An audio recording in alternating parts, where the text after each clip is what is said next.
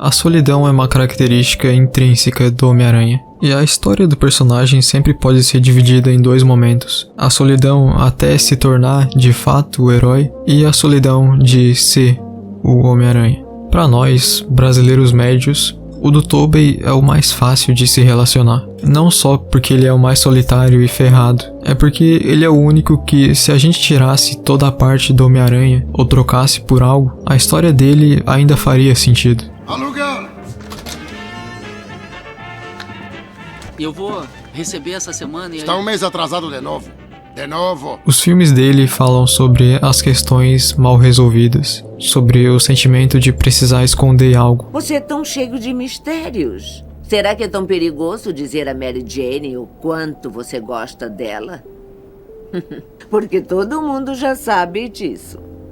Como Peter Parker, ele não dá nenhum indício de que é o Homem-Aranha, o que dá a impressão, até pra gente, de que isso nem é nada demais. Porque, no fundo, a experiência de ter o segredo é legal e, de certa forma, até prazerosa pra ele. Pelo menos, enquanto isso tá dando certo. O primeiro filme já deixa claro o estresse constante e a solidão de ter essa vida dupla. E a verdade cruel é que boa parte disso é culpa dele mesmo. Muito do que acontece na jornada dele depois de ser picado é por causa de quem ele era antes e como ele aprendeu a viver, sendo o nerd coitadinho que nem o melhor amigo se importa. Algumas aranhas mudam de cor para se adaptar ao ambiente. É um mecanismo de defesa. Peter, quem disse que eu estou interessado nisso? Tendo sido solitário a vida toda, é óbvio que quando ele ganhasse poderes não ia saber usar direito. Quando se erra sendo sozinho, parece que importa menos, porque as consequências são todas pra si mesmo. Mas depois de ser o Miranha, ele é obrigado a aprender da pior forma, que não tem como ser egoísta quando tem outras pessoas envolvidas. É essa a responsabilidade que o tio Ben se refere, e que deixa uma marca no Peter. Então, ele precisa encontrar uma forma de ser distante, mas não o suficiente para ser incapaz de viver a vida. Porque agora, mesmo que se importem, ele não poderia se abrir. Enxergar essa condição como se fosse parte de quem ele é, transforma a própria vida em um fardo, que é exatamente o que acontece.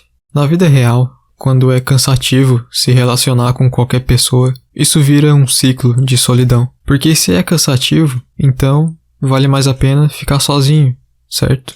Se tem uma coisa que o Homem-Aranha prova, é como os outros saberem sobre nós faz diferença, tanto pro bem quanto pro mal. Mas no fundo, a gente sempre sabe que precisa disso, apesar do que nos impede. No caso do Tobey, tem um buraco enorme entre as pessoas e a capacidade dele de se conectar com elas. É por isso que as relações dele parecem, e de fato são, tão superficiais. E esse buraco, o traje e a máscara, é justamente o que dá sentido e propósito para a existência dele. No final do primeiro filme, por mais que precise, o Tobey não consegue se distanciar dos amigos, porque da mesma forma, ele sente que tem um dever e que eles vão precisar dele. Ou será que é ele que ainda precisa deles? A principal dúvida que fica no ar é se viver de tal forma, com questões mal resolvidas, realmente significa a impossibilidade de aproveitar a vida. É uma questão que serve para todos os Homem-Aranha, já que todos eles sempre conseguem achar um jeito. Por mais que ele sempre vá precisar conviver com segredos, a resposta dada no final da trilogia do Tobey é leveza. Ele consegue revelar o que aconteceu com o Ben pra Tia May, e quanto mais ele se aproxima da verdade, mais perto ele fica de conseguir aceitar o que aconteceu, e principalmente perdoar todo mundo, além dele mesmo, obviamente.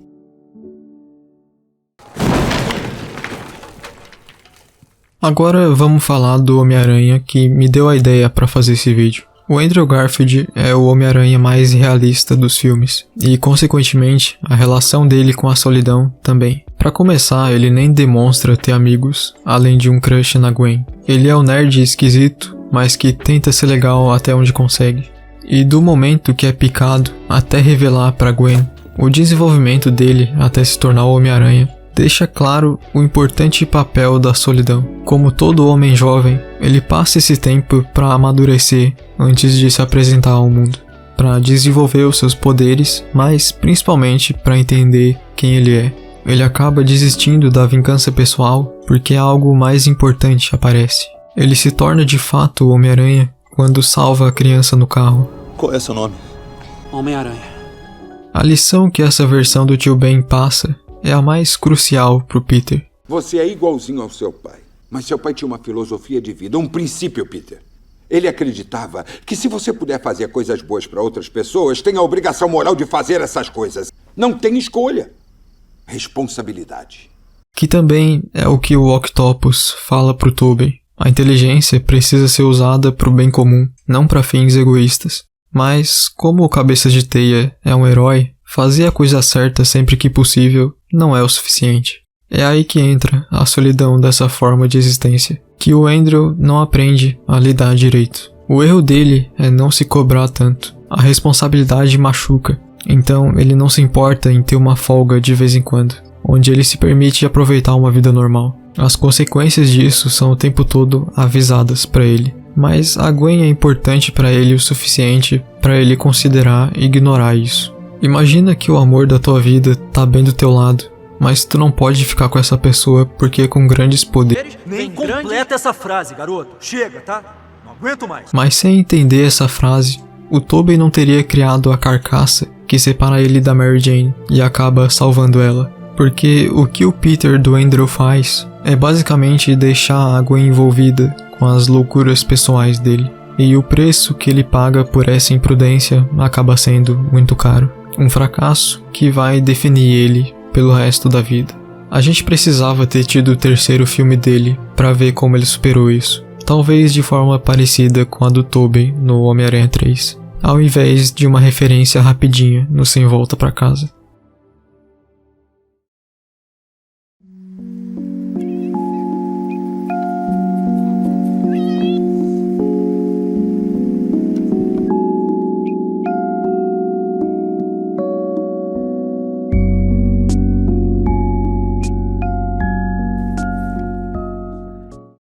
Agora eu quero falar sobre o Miles Morales, porque ele tem toda a parte do amadurecimento, mas ele é o menos sozinho no primeiro filme do Aranhaverso. E como a gente descobre depois, ele meio que não era pra ser Homem-Aranha. A complexidade da história dele se baseia nisso.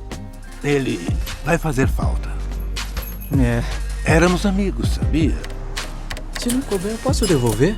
Sempre cabe. Com o tempo. Ele era só um garoto comum que sofre porque toda a realidade em volta dele é um completo caos. O próprio tio dele é o Gatuno e de repente ele precisa substituir o Peter Parker morto daquele universo. Como ele não pode revelar nada pros pais, ele tem a sacada genial de compensar isso interagindo com o pai, sendo o Homem-Aranha. Porém, no segundo filme ele acaba preso sozinho no pior universo possível, porque ele não consegue seguir a ordem do Miguel O'Hara de deixar os eventos canônicos acontecerem, o que é compreensível, mas é interessante porque mostra que todos os caminhos são solitários da sua própria forma. Eu deixei o Peter do Tom Holland por último, justamente porque a jornada solitária dele só vai começar agora, num novo dia. Por ter sido meio mimado pelo Tony Stark, ele é o mais inconsequente dos filmes, e a imaturidade dele vem muito do fato de ele não ter passado esse tempo sozinho. Eu não tô dizendo que a história dele é ruim, na verdade é o contrário. O Peter do Andrew e do Tobey tiveram um desenvolvimento linear, então a personalidade deles acabou sendo mais concreta. Por outro lado, o Tom não tem nada bem resolvido, mesmo que talvez ele pense que tem. No decorrer da história dele isso vai ficando claro, até chegar no Sem Volta pra Casa. O que ele tá passando agora é por culpa dele mesmo. É importante lembrar disso. Não foi uma questão de escolhas ou responsabilidade, mas uma série de burradas que culminaram nisso. No final do Um Novo Dia, uma coisa é certa, ele vai ser uma pessoa diferente, e não tem como ser diferente pra pior. Digam aí o que vocês acham. E é isso, valeu e até mais.